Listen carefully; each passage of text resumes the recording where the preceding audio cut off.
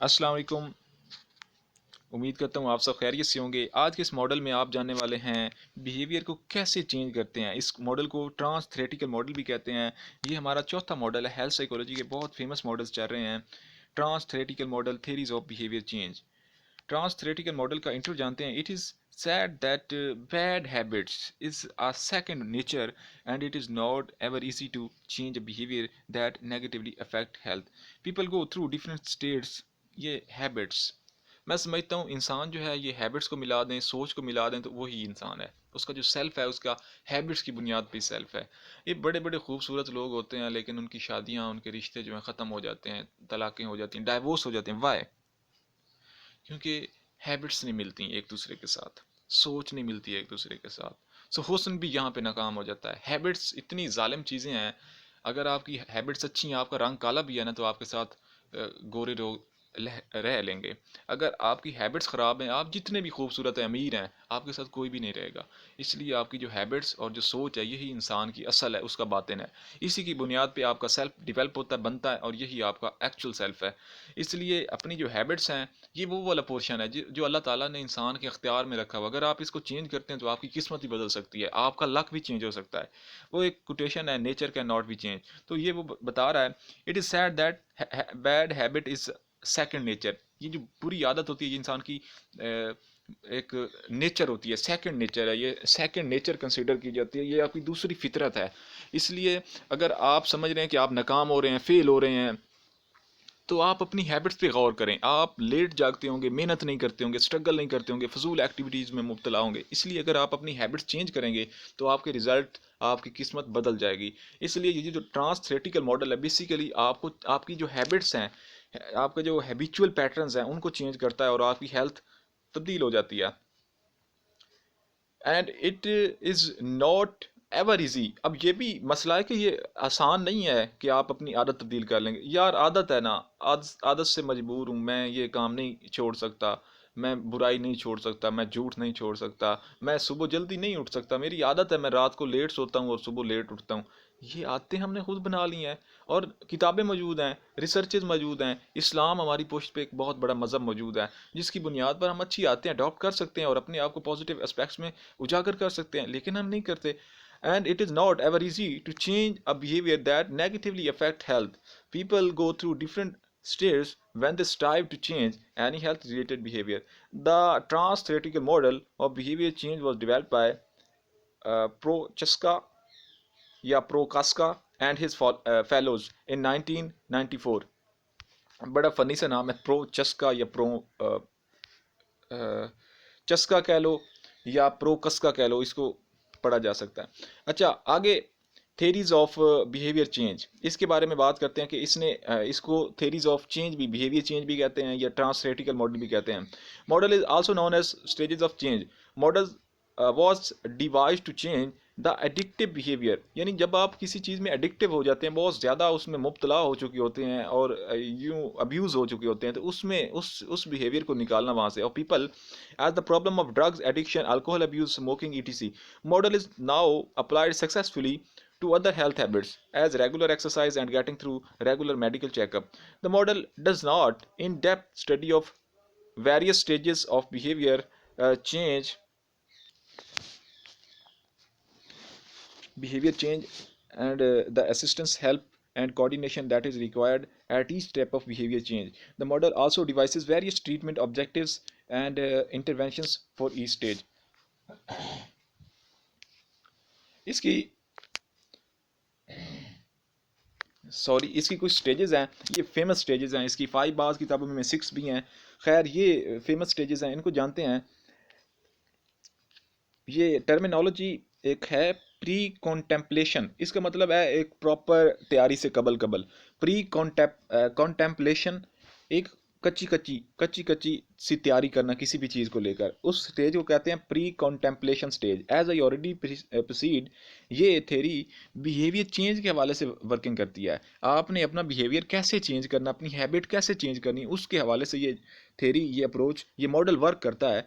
तो इसकी कुछ 5 स्टेजेस हैं जिसकी बुनियाद पे आप stage by stage, step by step اپنی ہیبٹ، اپنے نیگیٹو ہیبٹ اور اپنا جو آپ کا بیہیویئر ہے اس کو تبدیل کر سکتے ہیں. Pre contemplation stage: not engaging in regular exercise and not intention to start in the future.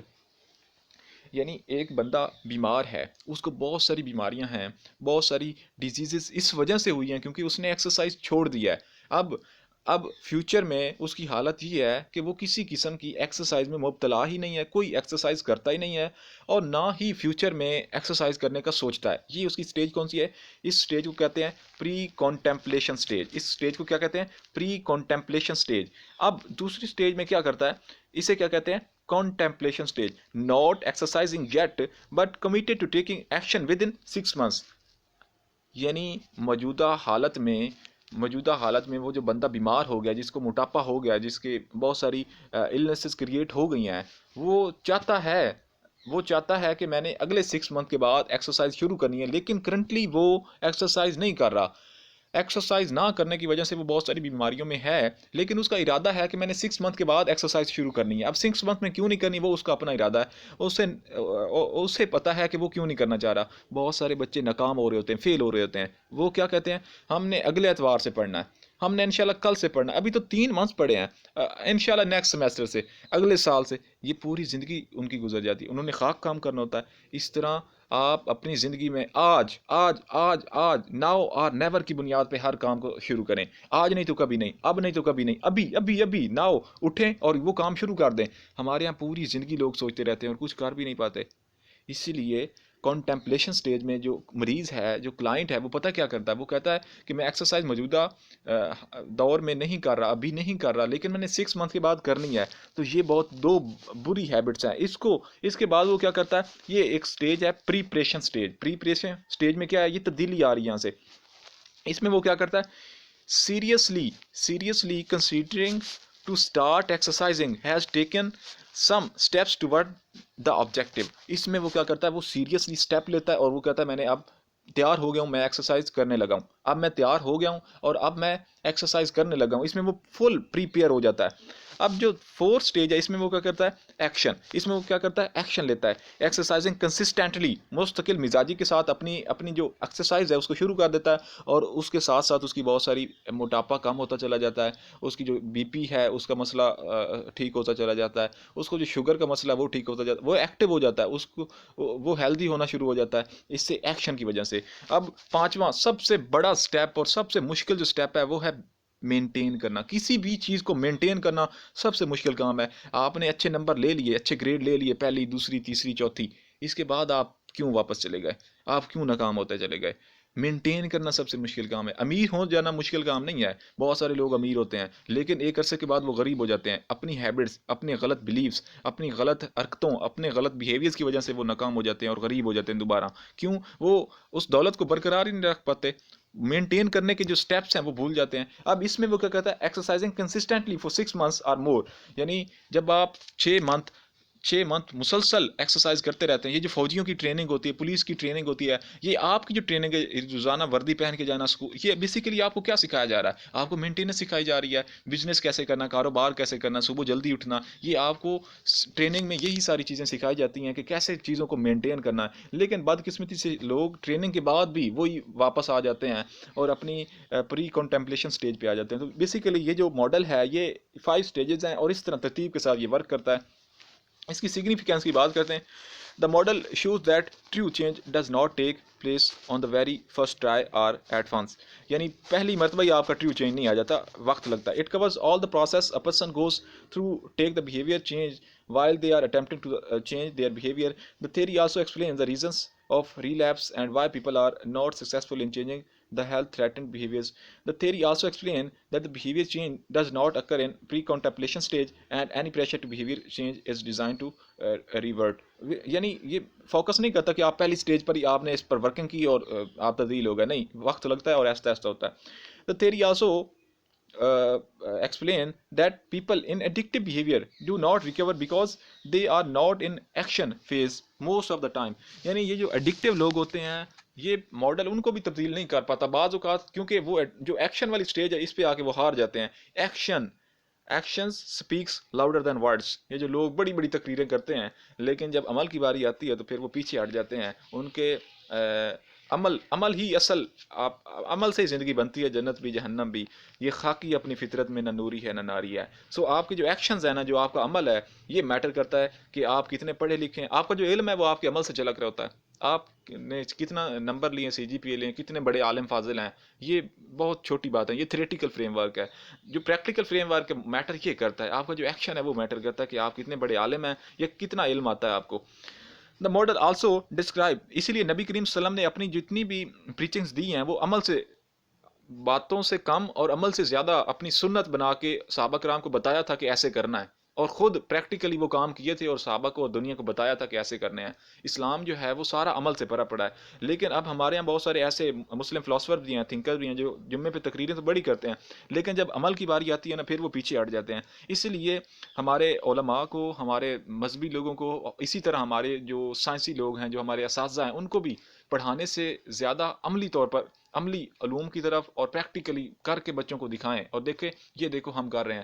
اور مزے کی بات بتاؤں آپ کو، اگر آپ بچے کو کہہ رہے ہیں آپ جائیں نماز پڑھنے اور آپ خود فلم دیکھ رہے ہیں، گانے سن رہے ہیں، تو بچہ کبھی بھی نہیں جائے گا. بچہ چھوٹا ہے، اس نے آپ کے عمل کی پیروی کرنی ہے. جیسا آپ کریں گے وہ ویسا ہی کرے گا. اگر آپ مووی دیکھ رہے ہیں، گانے سن رہے ہیں، وہ بھی سنے گا. اگر آپ ریگولر نماز پڑھنے جا رہے ہیں تو وہ بھی نماز پڑھنے جائے گا. اگر آپ سچ بولتے ہیں تو آپ کے بیٹے بھی سچ بولیں گے. اگر آپ جھوٹے ہیں تو آپ کے بیٹے، آپ لیکچر دیتے رہیں لیکن آپ خود عمل جھوٹ بولنے کا کر رہے ہیں اور آپ لیکچر دیتے ہیں سچائی کا، تو وہ کبھی بھی سچ نہیں بولیں گے. اس لیے عمل کیا کریں اچھا، اور اس سے لوگ کاپی کریں گے. The model also describes that particular interventions are helpful in behavior change in a particular stage than the other stage. The action stage of the model emphasizes on the two commitment for behavior. Commitment یہ بہت، یعنی وعدہ کر لینا کہ میں ایسا کروں گا. For behavior change than relying merely on intentions and ideas. The model has been successfully applied to various health related behaviors such as cessation of addictive behaviors, modification of high cholesterol diet. سو یہ آج کا lecture تھا. بہت ہی، مجھے تو بہت ہی یہ اچھا لگا ماڈل. بہت ہی یوں کہہ لیں کوئی، یہ میرا فیوریٹ ماڈل ہے.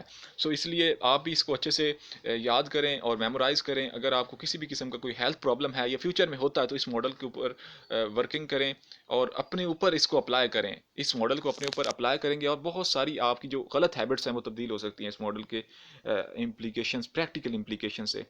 Finally thanks.